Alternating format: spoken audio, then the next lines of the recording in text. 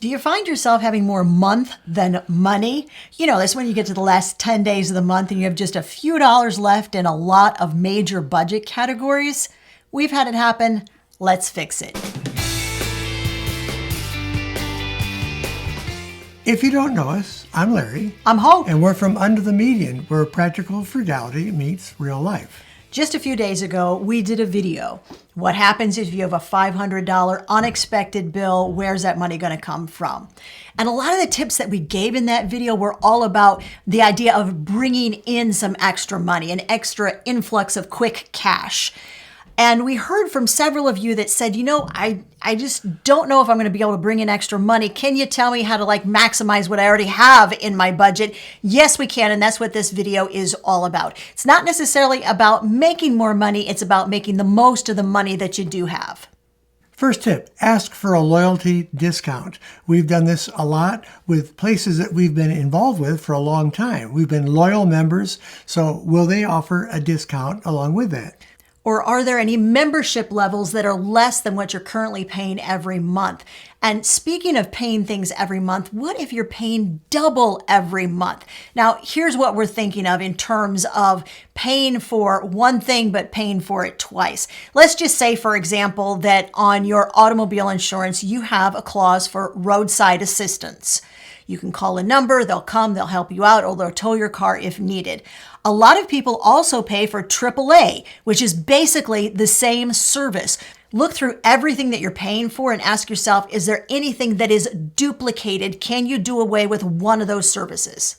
Ask for a refund on prepaid services. Let's just say you signed up for a class or a subscription and you're not really taking full advantage of it at all. You're not using it anymore.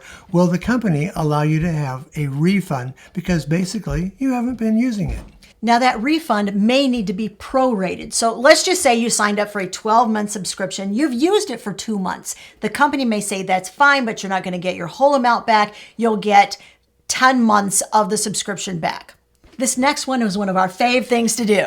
We call it a grocery shopping challenge. One of the best ways to save on groceries, don't step foot in the grocery store at all. You're going to look at everything you have available in your house and you're going to create menu plans based on what you have. One of the things that we do in this area that helps us save, we do every single Thursday night. We clean out our refrigerator. Yes. We take all of the perishables, we do a perishable food inventory. Once we know what is in there, we make sure that that is a prioritized list. Yes, it's my favorite word. When a list is prioritized, the most important things go at the top of the list. In this case, it's those items that are maybe have the shortest shelf life. They're going to go bad soonest. Those are the items you're going to use up right away. The items like, let's say, a head of cabbage that will easily wait till the end of the week to use it, that goes at the bottom of the list. Then when you create your menu plan, all those items at the top, that's what you plan with first. We are curious. What's the longest amount of time you've ever gone without setting foot in a grocery store? Ours was in 2020. We went 2 months without going into a grocery store. Now, if you're enjoying these tips and you'd like some step-by-step instructions for us, we got you covered. We have a free guide to reducing your expenses. I walk you step-by-step through 10 different areas of your budget, tell you exactly what to do to cut those areas back, and there are even checklists. You can go through and check off each step as you've done it. It's free. There's going to be a link in the video description. And while you're watching this video, if you're enjoying it, please give it a like. That helps others be able to find it.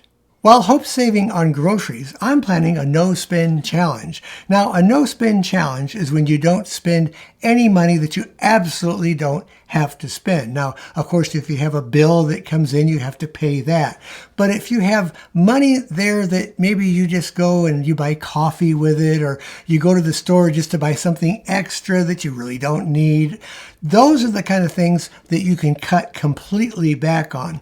And we'll spend maybe a week with a no-spend challenge in order to save up money that we can use for better things. And once you see how effective these no-spend challenges are, you're going to want to do it for an even longer period of time. Do it for a month or maybe even another quarter. We're talking about discretionary funds here, guys. Yes. You're going to pay for all the basics, and everything else that is extra, that's where you're going to cut back. But the question is, yeah, that brings in an influx of cash, but won't you just spend that cash later when you need to replenish your food pantry, things like that? The answer is no. And here is the reason why the answer is no. It's because while you are doing a no spend challenge, you are spending time realizing all the areas where you are spending money that the money simply doesn't have to be spent. It's all about your mindset. Once you get your mind wrapped around, I can do things with friends without going out to eat. I can spend time with my kids without spending money on expensive entrance fee type of activities. Once you make that switch, then all of a sudden, like this whole world opens up to you. I'm not joking, right, where you can figure out how to do what you want to do, how to have fun, how to have joy in life, spend time with friends and family without spending any extra money. This next item is kind of related to No Spend Challenge, and that's to cut out all takeout money. Anytime you want to go for coffee or you want to buy food, if you're working and you want to go out to eat, cut all of that out. Bring your coffee from home, bring your meals from home, you planned leftovers, take those to work, much cheaper. You'll save a lot of money. It's a great habit to get into. Let's do the math, because we always tell you, do the math, do the math, do the math. Let's do it together. Coffee. Let's start with Starbucks, shall we? 1 in 5 workers gets coffee out every single day on the way to work. If the average Starbucks costs you $3, and that's a cheap Starbucks. That's a real inexpensive cup. That's $15 a week. But we want you to do the math for the entire 52-week year, and here's why.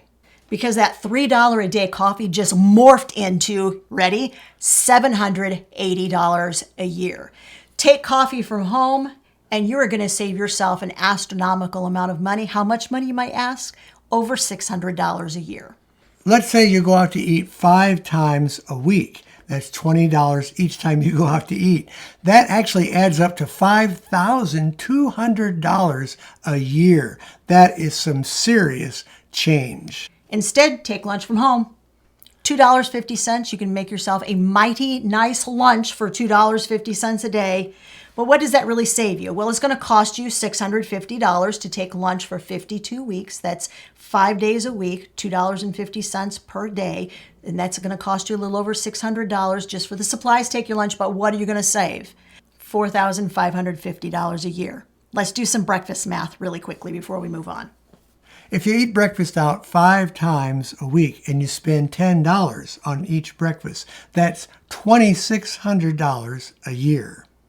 Take breakfast from home instead, you're going to save $2,340 a year. You're ready for the drum roll because we're going to add up all 3 savings all together. If you add up all the money that you save by taking these things from home, that's your coffee, lunch, and your breakfast. Drum roll, please. You will save $7,600 a year. And I think all of us can put that money toward better use. And that's why we tell you, do the math. Although this next tip may seem like it's going to take so long to get a reward, the points really do add up quickly. Use grocery apps like Fetch. Every time you purchase anything, the receipt can be from anywhere. Upload that receipt to Fetch. Fetch will give you points. You accrue the points and then you turn those points in for gift cards. We get gift cards with our Fetch points and we set them aside for use for our Christmas gifts, and we pay hardly anything out of pocket for Christmas. This next one goes without saying, but plan your meals. Write out, let's say, 5 to 7 meals, everything that you're going to need for that meal, all of the ingredients. Then when you shop, you're shopping with a purpose, and you're not going to spend money that you don't need to because you've got it all planned out. And before you make that list of meals, I want you to go online. I want you to look at what is on sale at your favorite grocery stores in your area. You're going to plan that menu around all of the items that are on sale that week. So you're going to find the loss leaders. Those are the items that are super duper low prices, usually on the front of the store flyer. Let's just say cauliflower or broccoli are on sale for about $1.50 per pound. You're going to plan 3 or 4 different meals that week, all centered around cauliflower or broccoli. When you will plan your meals around ingredients that you got on sale, on clearance, on markdown, your grocery bills will drop. Now, when you are doing your shopping, if you are shopping online, here is something that truly does make a difference and most people don't think about it. You know, when you purchase something, you say, would you like to save your card number for your next purchase? If you said, well, sure, why not? You know what that means? It means that the next time you shop at that same place online, they've already got your information and they just say, would you like to check out? It's simple, it's easy, it's fast because they already have your card. They already have all the information they need. Unlink it. Go in and say, forget my card information. You know what that does? It gives you that extra 30 to 60 seconds to think really long and hard about whether you want to make that purchase before you make it. Review your auto renews. Do you know for sure when each item that you have on an auto renew renews? And are you using that subscription or whatever you happen to have on the auto renew? Make sure that you're using it and that this is really working for your advantage. I just did this week.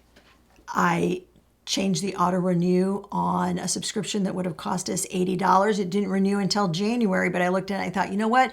It's been good. It's been fun. I feel like I've gotten everything I need to out of this. So I clicked the little button that said, do not auto renew. And it said, are you sure you want to do this? Because when your auto renew comes up in January, then you won't have access to this material anymore. And I said, yep, I'm really, really sure. But if you never look at those auto renews, trust me, it's happened to us. They will renew and you'll go, oh yeah, I totally forgotten about that subscription. 40% of people in the United States that have renewing subscriptions don't know what all of those subscriptions are. They can't make a list of them.